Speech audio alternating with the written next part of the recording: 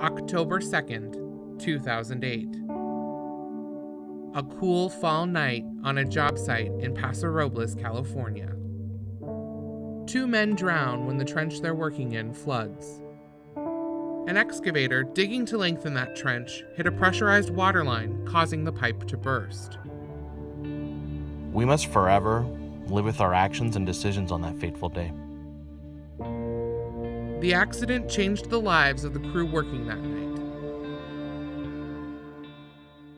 They worked for one of the state's largest construction companies, which had been hired to install 45 miles of pipeline connecting San Luis Obispo County's water supply to Lake Nacimiento. The complex project was divided into numbered segments. As the excavation crew moved from segment to segment, the company would request a USA ticket, utility locators marked their lines, and a dedicated crew would pothole to verify the lines. This information was then noted on a lay plan provided to the project foreman.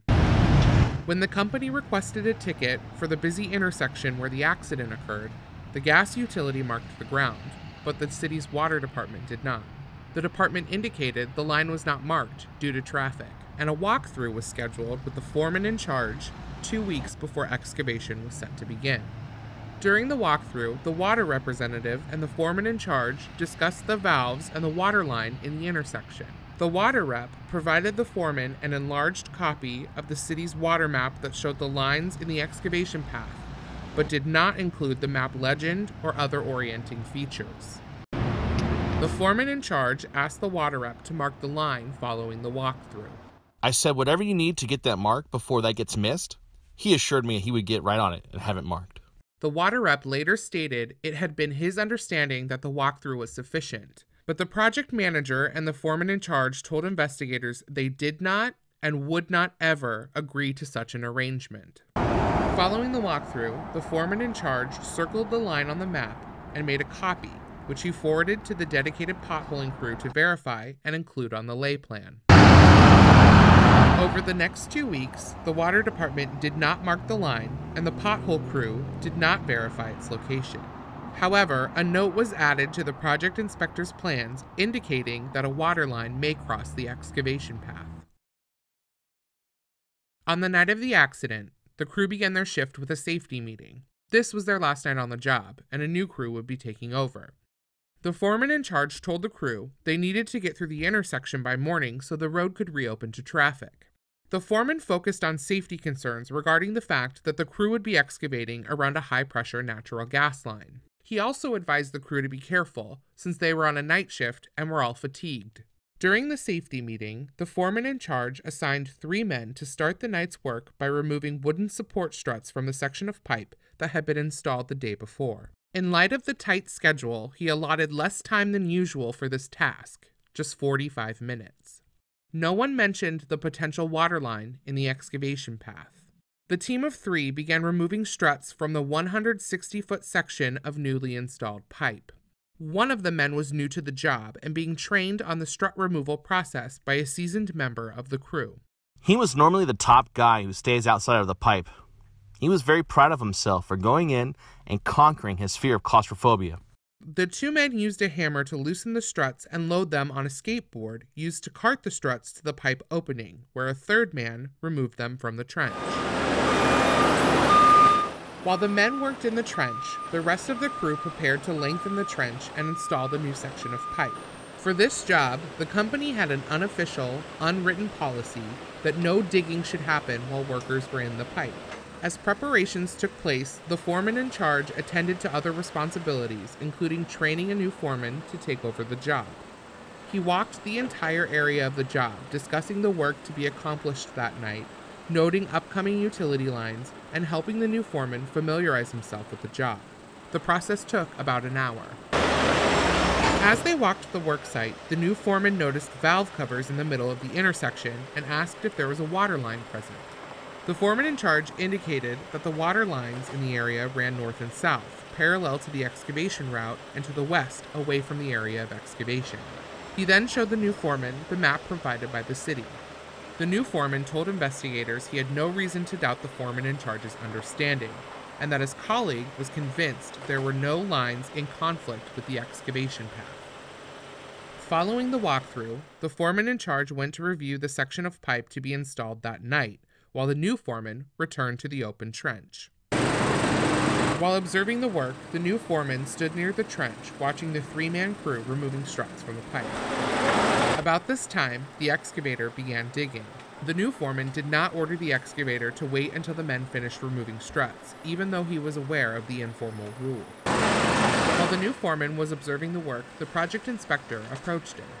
He thought a water line crossed through the excavation in the area of the pipeline operation.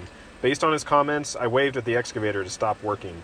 The new foreman then called the foreman in charge to discuss the potential presence of a water line.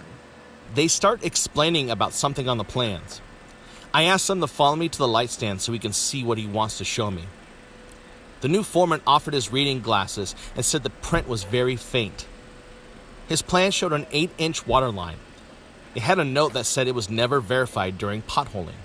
Following this discussion, the foreman in charge walked to his truck to retrieve the city water map to show the new foreman and the project inspector. We took turns with the map in our hands, flipping it back and forth, trying to figure out which way it went. The map did not have any direction mark, so when you read the street names right side up, it appeared that the water line went west away from the excavation. After the accident, the foreman in charge told investigators he must have been looking at the map upside down. A city water representative was supposed to be on standby any time construction work happened near the city's water lines. However, no representative was present that night until after the water line was struck. The foreman in charge tried to reach out to the foreman of the pothole crew to get more information about the water line, but could not find his number. No one said anything about the three men still inside the pipe, removing struts. At this point, the foreman in charge signaled his son, who was driving the excavator, to keep digging. I saw the 10-wheeler back in and the excavator boom around to start digging and said, "You gonna start digging?" And he said words to the effect, "It was clear." The new foreman and the project inspector later told investigators they never came to a decision to have the excavator start digging, though the foreman in charge says they did. Because of all the info we had and all of the walkthroughs I had all week with everyone, I was confident the line went west, so I was going to continue.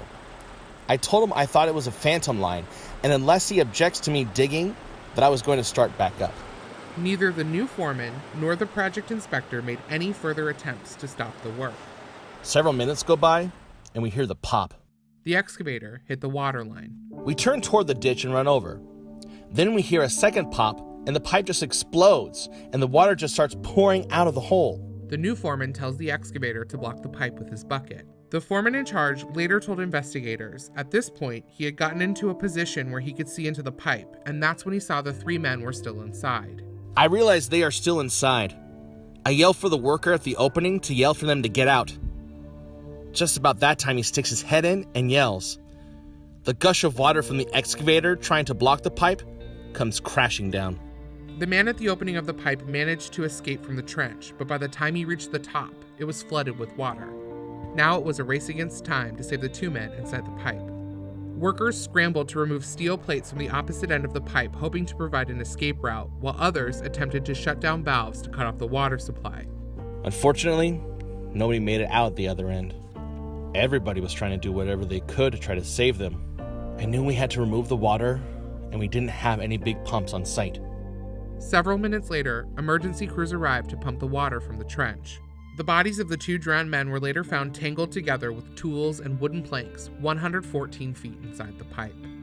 Everybody, including myself, were all in shock. The new foreman was crying on the light stand. I walked over and embraced him and just held him for a while. The new foreman's stepson was one of the victims inside the pipe. He was 26 years old and left behind a 2-year-old daughter. The second victim was an experienced member of the foreman in charge's crew. I had a hard time with the loss. He was 38 years old and left behind a wife and 2 children.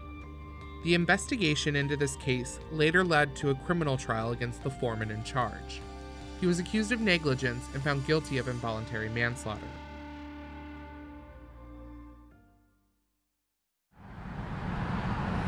Years after the accident and the criminal trial that followed, a permanent memorial with the names of the workers lost to the Lake Nacimiento pipeline project sits along the Riverwalk bike trail in Paso Robles. It serves as a tribute to the men who lost their lives and a solemn reminder of the tragedy that took place just a few blocks away.